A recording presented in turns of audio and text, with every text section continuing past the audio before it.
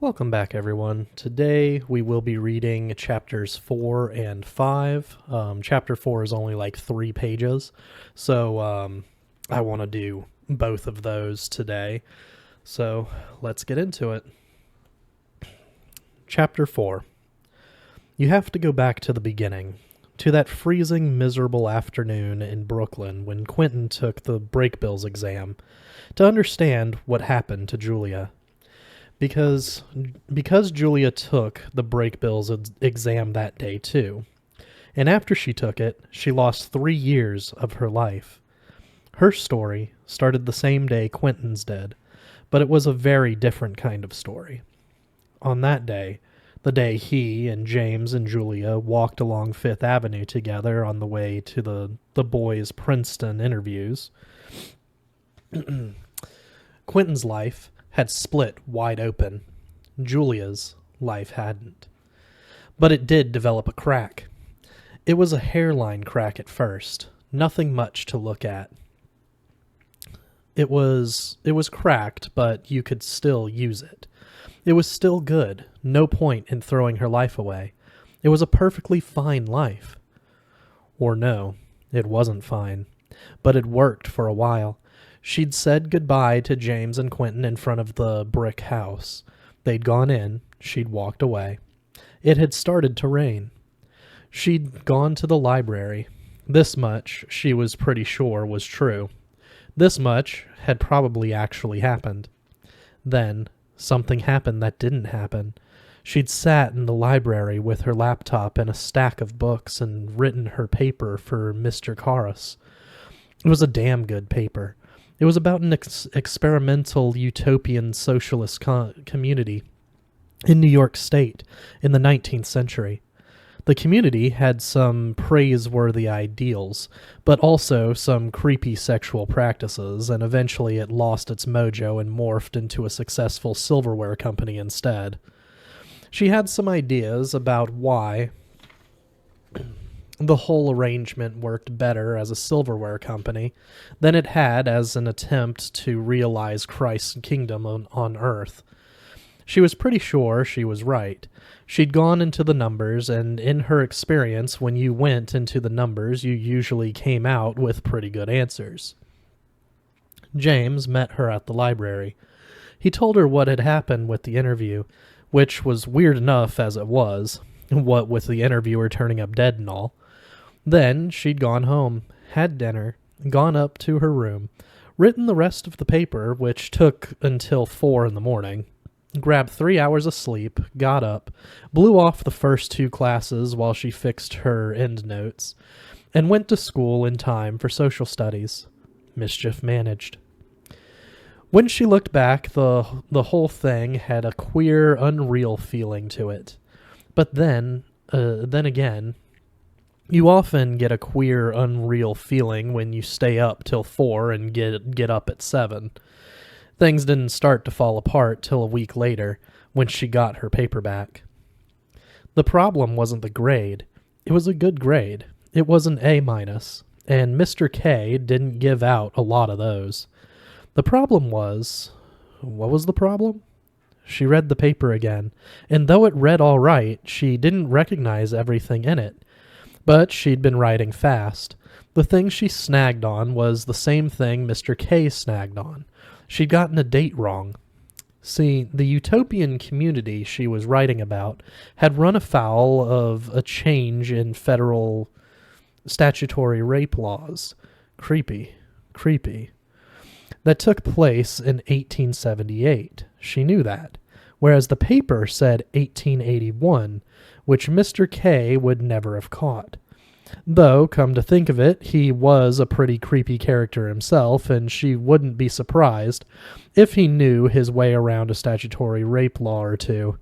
Except Wikipedia made the same mistake, and Mr. K loved to do spot checking to catch people relying on Wikipedia. He'd checked the date and checked Wikipedia, and put a big red X in the margin of Julia's paper, and an A- and a minus after her A. He was surprised at her. He really was. Julia was surprised too. She never used Wikipedia, partly because she knew Mr. K checked, but mostly because, unlike a lot of her fellow students, she cared about getting her facts right. She went back through the paper and checked it thoroughly. She found a second mistake, and a third. No more, but that was enough. She started checking versions of the paper, because she always saved and backed up separate drafts as she went, because track changes in Word was bullshit. And she wanted to know at what point exactly the errors got in. But the really weird thing was that there were no other versions. There was only the final draft. This fact, although it was a minor fact, with multiple plausible explanations, proved to be the big red button that activated the ejector seat that blew Julia out of the cozy cockpit of her life. She sat on her bed and stared at the file, which showed a time of creation that she remembered as having been during dinner, and she felt fear, because the more she thought about it, the more it seemed like she had two sets of memories for that afternoon, not just one. One of them was almost too plausible. It had the feel of a scene from a novel written by an earnest realist who was more concerned with presenting an amalgamation of naturalistic details that fit together plausibly than with telling a story that wouldn't bore the fuck out of the reader. It felt like a cover story. That was the one where she went to the library and met James and had dinner and wrote the paper. But the other one was batshit insane. In the other one, she'd gone to the library and done a simple search on one of the cheapo library workstations, on the blonde wood tables by the circulation desk. The search had yielded a call number. The call number was odd. It put the book in the sub-basement stacks. Julia was pretty sure the library didn't have any sub-basement stacks, because it didn't have a sub-basement. As if in a dream, she walked to the brushed steel elevator. Sure enough, beneath the round white plastic button marked B, there was now also a round plastic button marked SB. She pressed it. It glowed. The dropping sensation in her stomach was just an ordinary dropping sensation. The kind you get when you're descending rapidly toward a sub-basement full of cheap metal shelving and the buzz of fluorescent lights, and exposed pipes with red-painted daisy wheel valve handles, poking out of them at odd angles. But that's not what she saw when the elevator doors opened. Instead, she saw a sun-soaked stone terrace in back of a country house, with green gardens all around it. It wasn't actually a house, the people there explained. It was a school. It was called Brakebills, and the people who lived there were magicians. They thought she might like to be one too. All she would have to do is pass one simple test.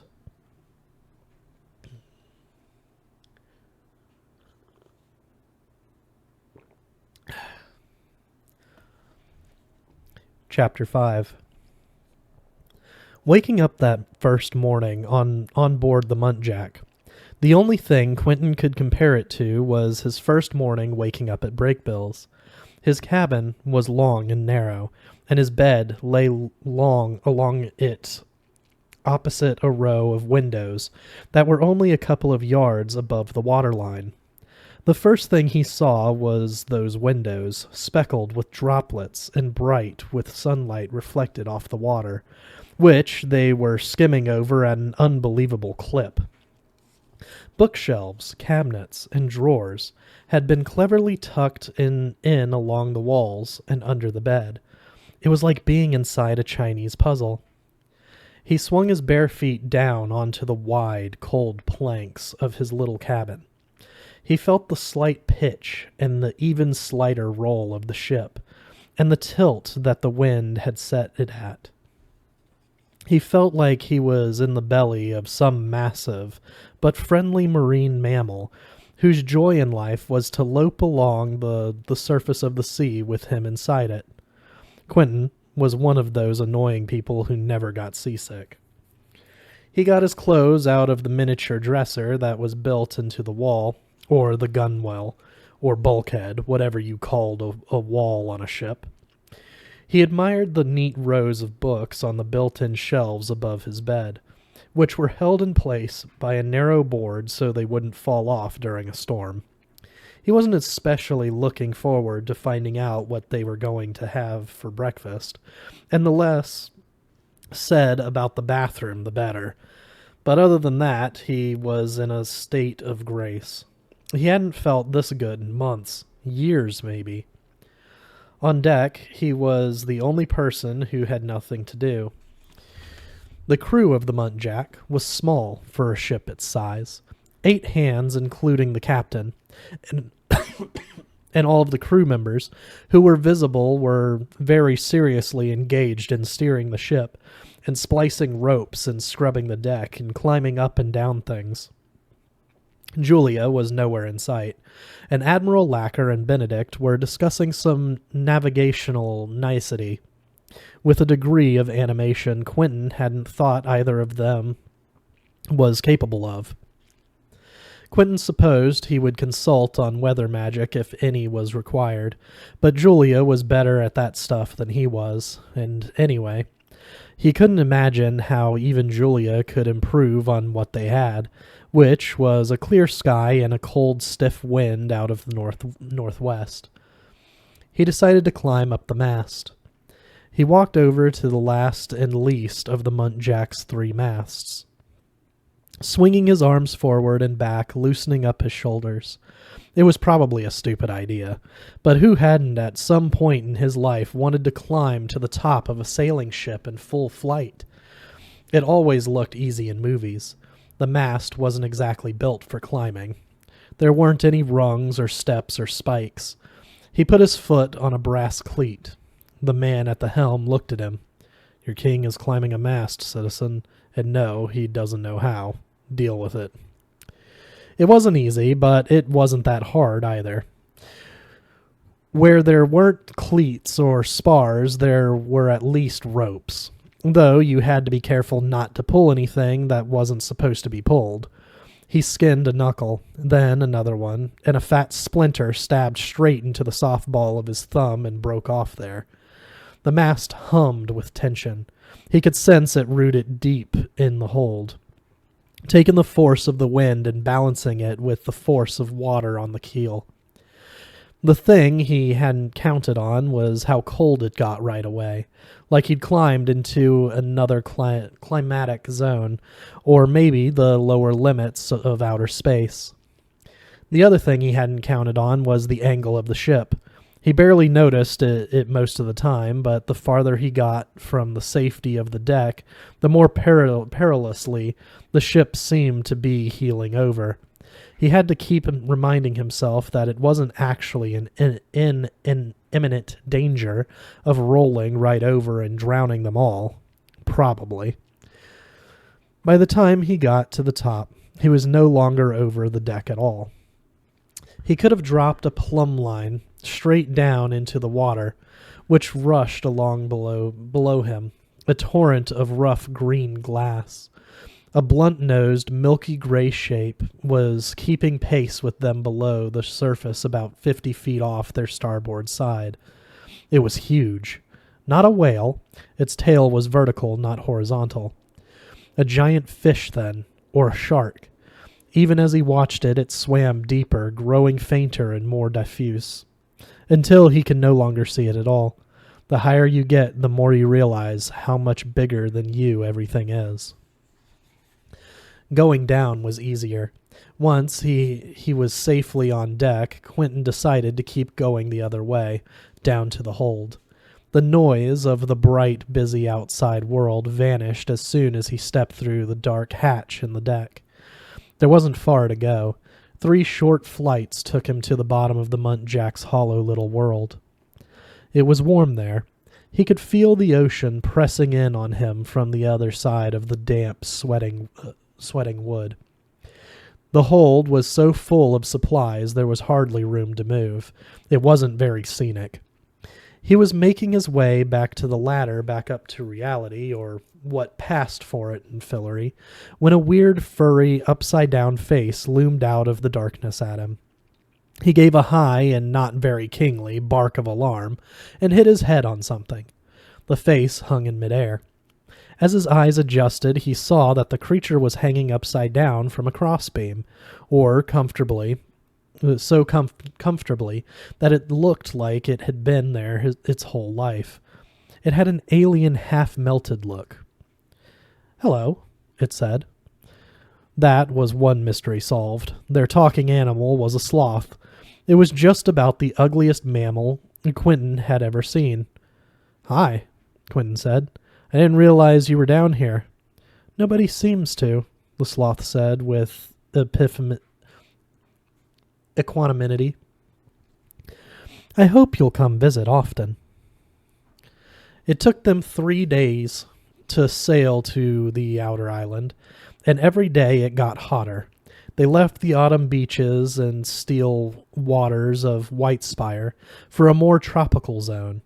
They did this while traveling east instead of north or south, which was weird to the people from Earth, but none of the Fillorians seemed surprised. It made him wonder whether this world was even spherical. Benedict had never even heard of an equator. The crew changed into tropical whites. Benedict stood by Admiral Lacker's side at the helm with a book of charts that laid out the approach to the outer island, page after page crowded with technical-looking dots and blobby concentric isobars. Working together, they threaded their way through a maze of shoals and reefs that no one but they could see until the island was actually in sight. A little bump of white sand and green jungle on the horizon, with a modest peak in the middle, not so different from what he'd imagined. They rounded a point and entered a shallow bay. The moment they did, the wind dropped to nothing. The Muntjac coasted into the center of the harbor on the last of its momentum, rippling the placid green surface as it went. The sails flapped limply in the silence. It could have been a sleepy hamlet on the Côte d'Azur. The shore was a narrow sandy strand, littered with dry seaweed and the fibrous bits that palm trees constantly shed, baking in the afternoon heat. A wharf and a few low structures stood toward one end, and one rather magnificent-looking building that might have been a hotel or a country club. Not a single person was visible. Probably they were taking a siesta. In spite of himself, Quentin felt a rising sense of anticipation. Don't be an idiot. This was an errand. They were here to collect the taxes. They lowered the launch in silence. Quentin climbed in, followed by Bingle and Benedict, who lost his sullen self-consciousness for a moment in his excitement at starting his survey. At the last minute, Julia appeared from below and slipped aboard. The sloth, slung comfortably from its beam in the hold, declined to go, though it enjoyed them, before closing its drooping, shadowed eyes, to remember that if they came across any particularly succulent shoots, or even a small lizard, it was an omnivore. A long, skinny, rickety pier projected from the wharfs out into the water, with an absurd little cupola at the end. They rowed for it. The bay was as smooth as a pond. Throughout this entire operation, they hadn't seen or heard a soul. "Spooky," Quentin said out loud. "God, I hope it's not one of those Roanoke deals where the whole place is deserted." Nobody said anything. He missed having Elliot to talk to, or even Janet. If Julia was amused or even got the reference, she didn't let on. She'd been keeping to herself since they left Whitespire. She didn't want to talk to anyone or touch anyone. She kept her hands in her lap and her elbows drawn in. He scanned the shoreline through a folding telescope that he'd charmed so that it would show beings both visible and invisible, or most of them anyway. The waterfront was genuinely, authentically deserted. If you adjusted the telescope, it had an extra dial. It ran the view a little ways backward in time, too. Nobody had visited the beach for at least an hour. The pier creaked in the stillness. The heat was murderous. Quentin thought he should go first as king, but Bingle insisted. He was taking his duties as royal bodyguard very seriously. He wasn't anywhere near as jolly as his name made him sound, though that would have been almost impossible since his name made him sound like a clown who entertained at children's parties. The big building they'd seen earlier was made of wood and painted white, with ionic columns out front and grand glass doors. Everything was peeling. It looked like an old southern plantation house. Bingle pushed open the door and stepped inside. Quentin pushed in right behind him. If he got nothing else out of this, he was going to get a little thrill of the unknown, however short-lived. It was pitch black inside after the glare of the afternoon, and pleasantly cool. "Have a care, Your Highness," Bingle said. As his eyes adjusted, Quentin saw a shabby but grandly appointed room with a desk in the center. At it sat a little girl with straight blonde hair looking fiercely on a piece of paper. When she saw them, she turned around and shouted up the stairs, "Mommy, there's people here!" She turned back to them. "Try not to get sand in the house." She went back to coloring. "Welcome to Fillory," she added without looking up.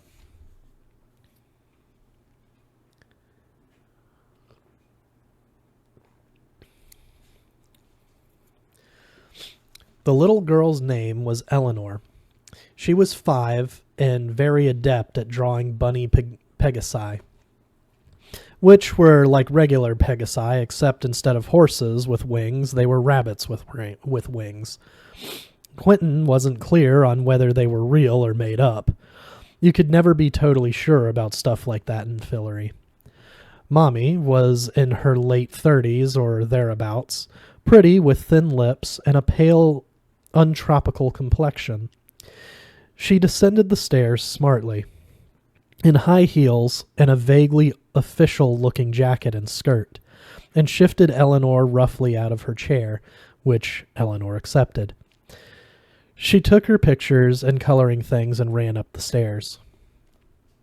"Welcome to the Kingdom of Fillory," she said, in a throaty alto. "I am the customs agent. Please state your names and countries of origin." She opened a very official-looking ledger and held a large purple-inked stamp at the ready. "I'm Quentin," Quentin said. "Goldwater. I'm King of Fillory." She paused, eyebrows arched, and her hand poised to stamp. She was making a good thing out of this routine, businesslike, but sexy, with some nicely judged irony in there. There was something of the vamp about the customs agent. "You're the King of Fillory?" "I'm a King of Fillory. There are 2.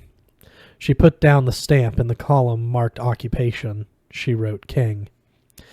"In that case, from Fillory?" "Well, yes." She made another note. "Ah, well." She sighed and closed the ledger. She didn't get to use her stamp. "There isn't much paperwork if you're from Fillory. I thought you might have come from overseas." "Address His Highness with respect," Bingle snapped. "You're talking to the king, not some wandering fisherman." "I know he's the king," she said. "He said that." "Then address him as Your Highness." "Sorry." She turned to Quentin, trying, but not very hard, to suppress her amusement. "Your Highness. We don't get a lot of kings here. It takes getting used to." "Well, All right, Quentin let it go. Look, Bingle, I'll take care of guarding my dignity. Thanks. Then, to the customs agent, you can still stamp my form if you want to. Bingle shot Quentin a glance of the effect of, you have no idea how to be king, literally none.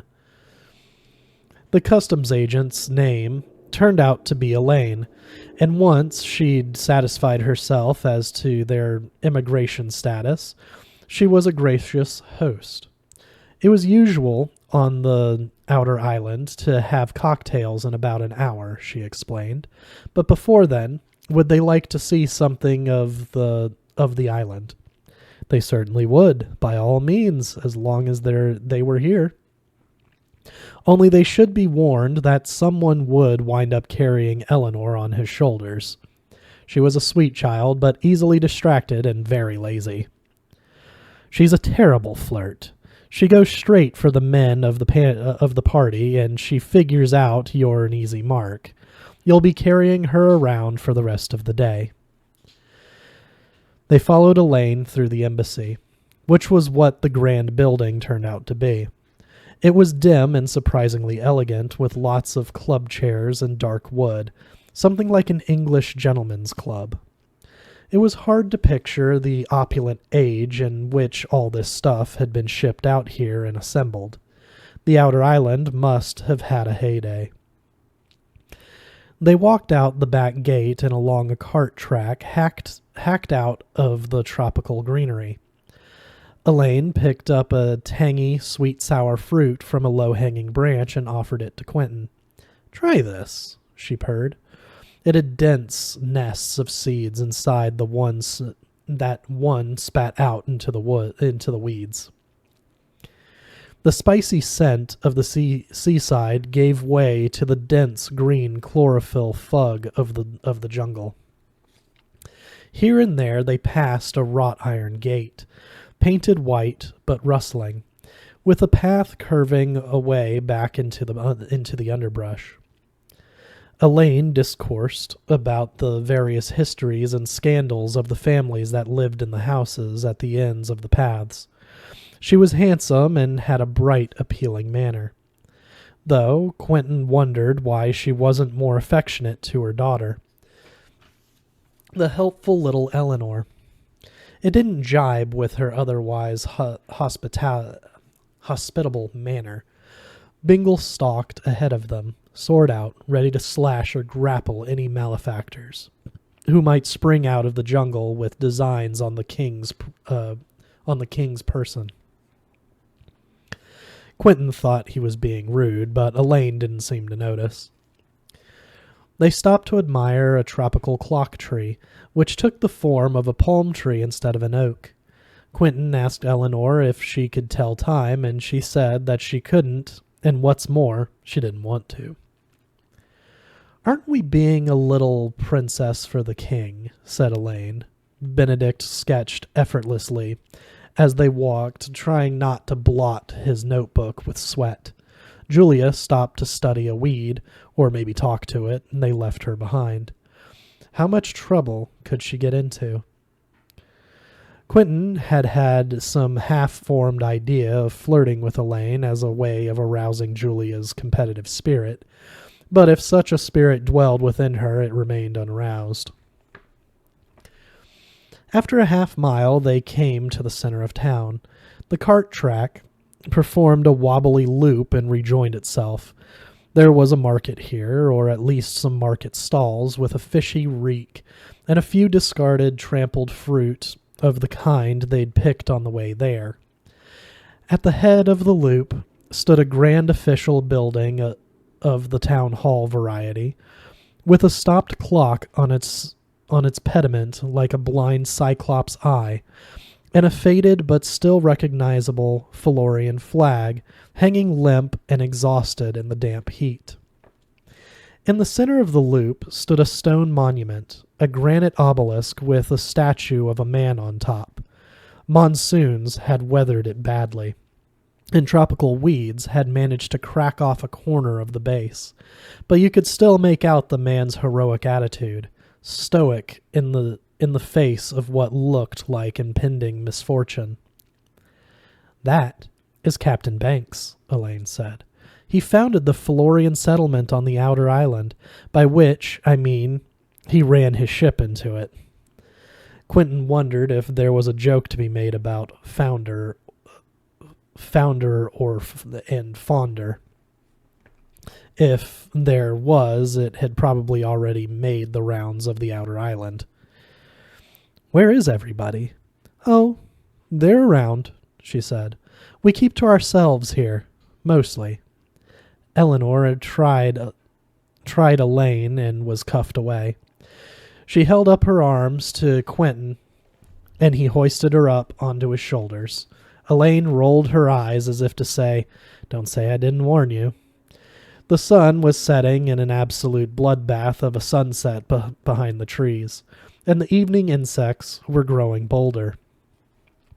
Eleanor squealed with delight at how tall Quentin was compared with her usual mount.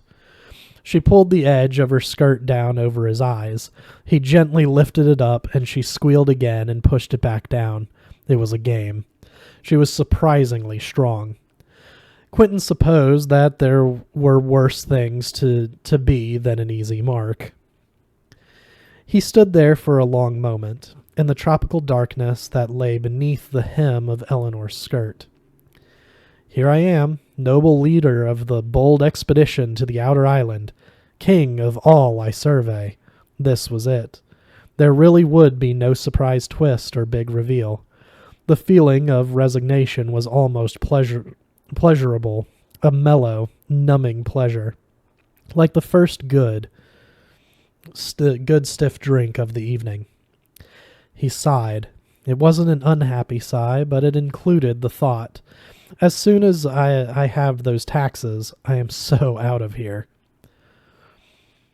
You said something before about cocktails, he said.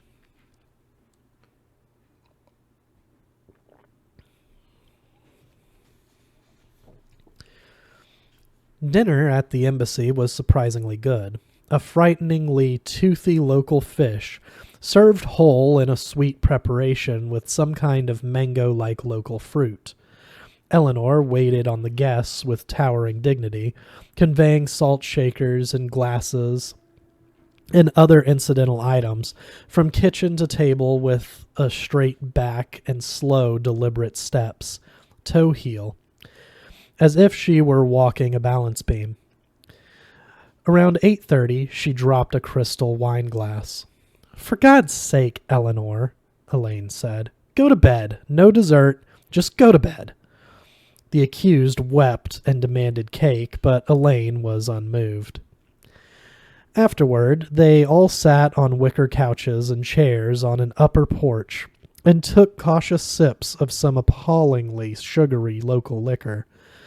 The bay was spread out in the darkness below them, with the Muntjac afloat in it, illuminated by lanterns at bow and stern and at the tops of the masts. Julia contrived a spell to keep the bugs away. Quentin asked where the bathroom was and excused himself. It was a cover story. He stopped by the kitchen where he found what was left of the cake sitting underneath a glass dome. He cut a slice and took it up to Eleanor's bedroom. "Shh," he said, closing the door behind him. She nodded seriously, as if he were a spy delivering a wartime communique. He waited while she ate the cake, then returned the evidence, the empty plate and the fork, to the kitchen. When he got back to the veranda, Elaine was alone. Julia had gone to bed. If she felt anything for him, she wasn't about to fight over him for the sake of it.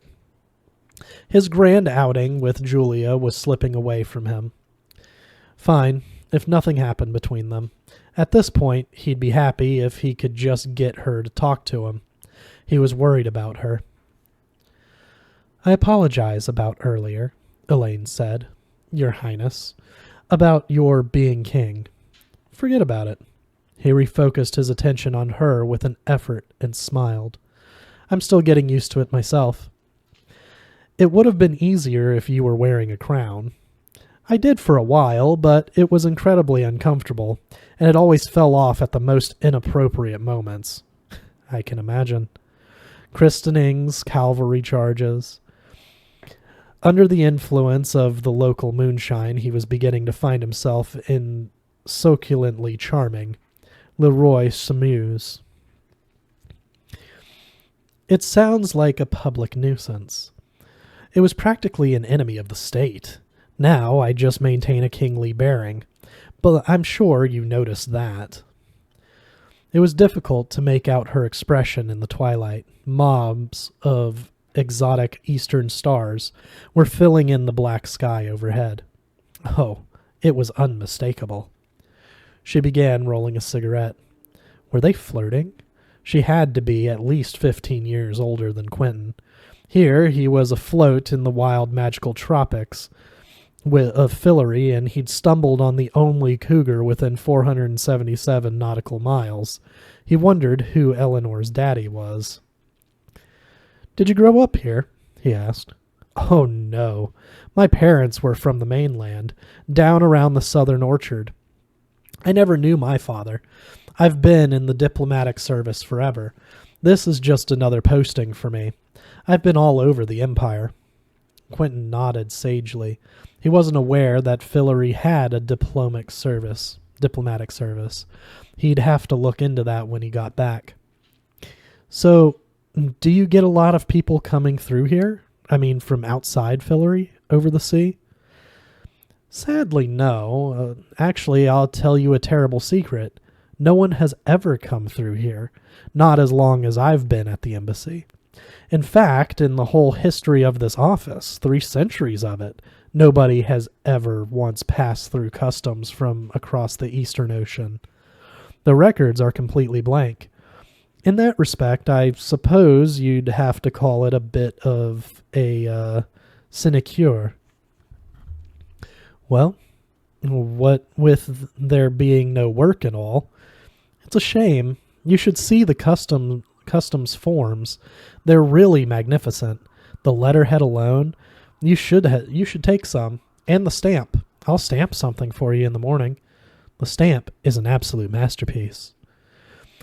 The tip of her cigarette glowed in the dimness. Quentin was reminded of the last time he'd smoked, during the brief but vigorously hedonistic period when he'd lived in New York 3 years ago. Her cigarette was sweet and fragrant. He asked for one. She had to roll it for him. He'd forgotten how. Or had he ever known? No. Elliot had a clever silver device that rolled them for you. "I hate to bring this up," Quentin said, "but there's a reason why I'm here." "I thought as much. Is it that magic key business?" "What?" "Oh, no, it's not the magic key." She leaned back and put her feet up on a chest she used for a table. "What then?" "It's about the money. The taxes. You didn't send any last year. I mean, the island didn't." She burst out laughing, a big, open-mouthed laugh. She leaned back and clapped her hands together once. "And they sent you? They sent the king?" "They didn't send me. I'm the king. I sent myself." "Right." She dabbed her eyes with the heels of her hands. "You're a bit of a micromanager, aren't you? Well, I suppose you're wondering where the money is. We should have sent it. We could have. No one's in any danger of starving on the outer island. Tomorrow I'll take you out to see the gold beetles. They're amazing. They eat dirt and poop out of gold ore. Their nests are made of gold." She kicked the chest their feet were resting on. "Take this. It's full of gold. I'll throw in the chest for free." "Great," Quentin said. "Thanks. It's a deal." Mission accomplished. He took a drag on the cigarette and stifled a cough. It had been a very brief phase, his smoking period. Maybe he'd had too much of whatever this was. Rum? It was sweet, and they were on a tropical island, so let's call it rum. "We hadn't heard from you for years. There didn't seem to be any point. I mean, what do you actually do with the stuff?" Quentin could have answered that, but even he had to admit that the answer wouldn't have been a very good one. Probably they used it to regild Elliot's scepter. Taxation without representation. She could start a revolution. She was right. It was all so unreal. Anyway, look what happened. They sent us a king. I think we might be forgiven for feeling a little pleased with ourselves. But why are you really here? Don't tell me that's the whole reason. It's too disappointing. Are you on a quest? I'm afraid I am going to disappoint you. I'm not on a quest. I was sure you were looking for the magic key, she said. The one that winds up the world. It was hard to tell when she was joking. To be honest, Elaine, I don't really know much about the key. I guess there's a story about it. Do you get a lot of people looking for it? No, but it's just about our only claim to fame, aside from the Beatles. A vast orange moon was rising, as orange as their cigarette tips. It was a crescent moon, hanging so low it looked like it could snag a horn in the Muntjacs' rigging. Fillory's moon was actually crescent-shaped, not round. Once a day, exactly at noon, it passed between Fillory and the sun, making an eclipse. The birds all went quiet when it happened. It still seemed to take them by surprise. Quentin was so used to it, he hardly noticed it anymore. It's not here, anyway, she said. I figured that. Quentin poured himself more rum from a decanter. Not that he needed it, but who cared? He wondered if they'd solved the mystery of Jollibee's death yet.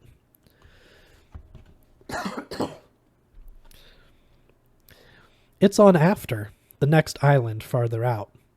Sorry, he said. I'm not following. What's where? There's an island farther out from here called After. 2 days sail, maybe 3. I've never been there, but that's where the key is. The key? You must be joking. Am I laughing? Was she? She gave him a funny half-smile. I'm thinking this is a metaphorical key. The key to life. It's a piece of paper that says, haste makes waste, or early to bed, early to rise. No, Quentin. It's a real key. Made of gold. Teeth and everything. Very magical. Or that's what people say. Quentin stared at the bottom of his glass. He needed to be thinking now, but he'd taken steps to disable his thinking apparatus. Too late. Haste makes waste. Who makes a key out of gold? He said. It makes no sense. It would be too soft. It would get bent all the time. You'd certainly have to be careful where you stuck it. Quentin's face felt hot. Thank God the night was cooling off, finally, and a night wind was rising in the trees around the embassy. So there's a magic golden key a couple of days' sail away from here. Why haven't you gone and gotten it yourself? I don't know, Quentin. Maybe I haven't got any magic locks. It never occurred to me that the key might be real. It was tempting. It was more than that. It was a big, buzzing neon sign in the darkness that read Adventureland. He could feel the pull of it from out over the horizon. The outer island was a bust, a red herring, but that just meant he hadn't gone far enough. Elaine sat forward on the couch, looking more sober and cognate than he felt. Probably she was used to this rum stuff. He wondered what it might be like to kiss her. He wondered what it might be like to get into bed with her. They were all alone on a sweaty tropical night. The moon was up. Though he'd been serious about that, he probably should have stopped drinking a little sooner. And now that he did think about it, he wasn't entirely sure that he wanted to kiss those thin, smiling lips. Will you let me tell you something, Quentin? She said. I would think very hard about whether you want to look for the key. This island is a pretty safe place as islands go, but it's the jumping off point. This is the end of Fillory, Quentin. Out there, she pointed out to the sea, past the Muntjack's cozy hurricane lamps, past the faint black-on-blue outlines of the palm trees on the rim of the bay, where the hushing of distant breakers came from. That's not Fillory. Your kingdom ends here. Here, you're a king. You're all-powerful. You're not king of any of that. Out there, you're just Quentin. Are you sure that's going to be enough? When she said it, he saw what she meant. They were on the very rim of something, the lip, the edge of that meadow in the forest where Jollibee died, the sill of his office window when Elliot and the others had come to fetch him on Earth. Here, he was powerful. There, he didn't know what he was. Of course I'm not sure, he said. That's why you go, to find out if it's enough. You just have to be sure you want to find out. Yes, you do, Your Highness, Elaine said. Yes, you do.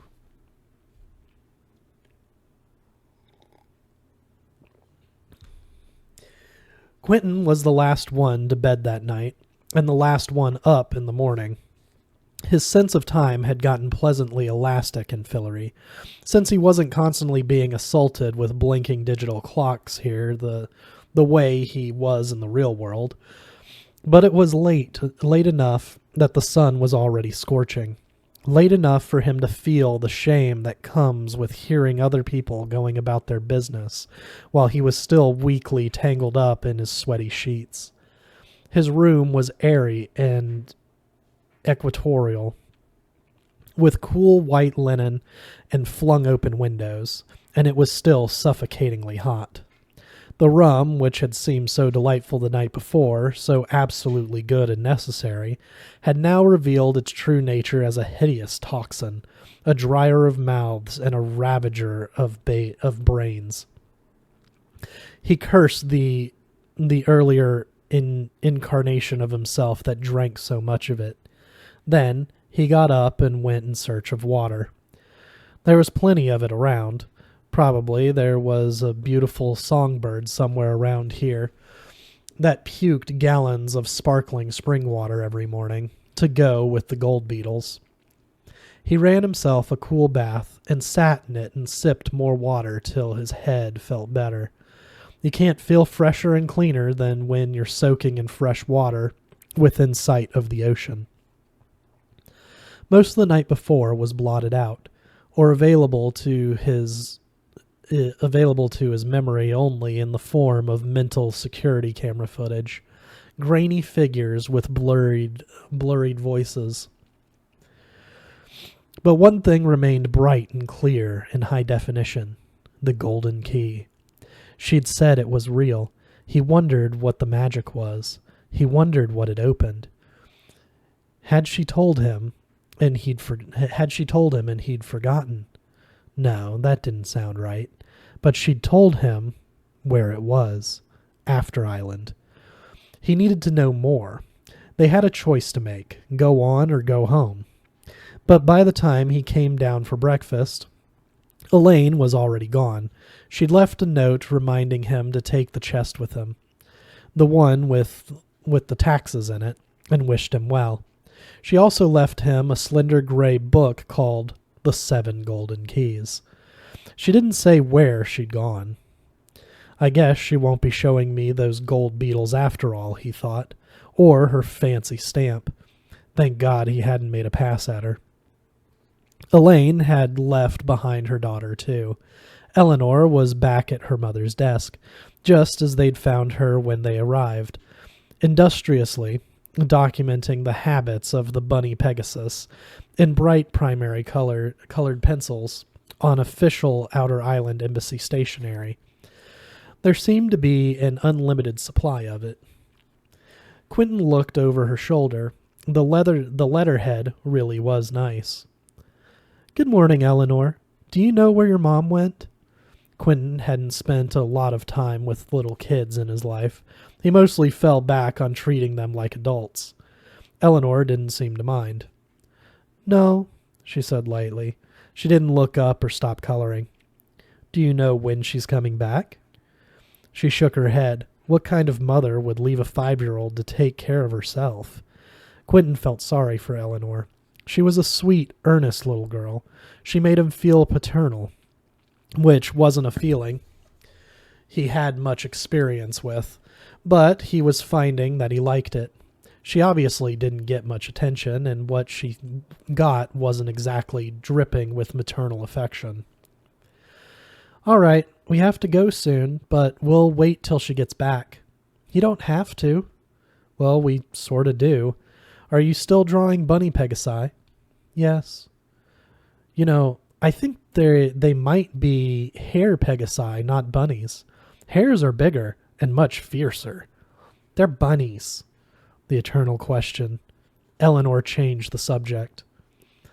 I made these for you. With some effort, she pulled open a desk drawer. The humidity made it stick, and when it came unstuck, it pulled out all the way and fell on the floor. She rummaged in it and took out some papers, 4 or 5 of them, and handed them to Quentin. They were heavily scribbled over in colored pencil. They're passports, she said, anticipating his question. You need them if you want to leave Fillory. Who said I'm leaving Fillory? You need them if you're leaving Fillory, she said. If you're not, you don't need them. They're just in case. And then, more quietly, you have to fold them in half yourself. She must have been copying from something official, because they were, in their own way, impressive documents. They had the Fillorian arms on the front, or a crude facsimile thereof. Inside Quentin's, once you folded it in half, there was a picture of Quentin, more or less, with a big red smile and a golden crown on his head, and some squiggly lines representing writing. On the back were the arms of the outer island, a palm tree, and a butterfly. She'd made one for each of them, even the sloth, whom she had never seen but had been extremely interested in. She must be bored stiff without any other kids around, Quentin thought. She must be practically raising herself. He couldn't relate. He was an only child, too, and his parents had never paid much attention to him either. He could relate. He was an only child, too, and his parents had never paid much attention to him either. They considered their attitude toward parenting to be rather enlightened. They weren't going to be the kind of couple whose lives revolved around their child. They gave him a lot of freedom and never asked him for much. Though the funny thing about never being asked for anything is that after a while you start to feel like maybe you don't have anything worth giving. Thank you, Eleanor. That was very, very sweet of you. He bent down and kissed her on her blonde crown. It's because you brought me cake, she said shyly. I know. Poor Moppet. Maybe when he got back to Whitespire he could start up some Fillorian equivalent of child social services. We'll wait till your mom comes back before we go. You don't have to. But he did, or he waited as long as possible. They spent the day lounging around the embassy and fishing off the dock. He made another attempt to teach Eleanor to read the palm clock tree, and was again rebuffed. Around 4 o'clock, Quentin called it. He had Benedict take Eleanor into town, over her strident objections, to find somebody responsible to leave her with, and ordered everybody else back on the freshly watered and provisioned Muntjac. Benedict returned an hour later, haggard but victorious. They weighed anchor as the first stars appeared. Playtime was over. They set sail for Castle Whitespire.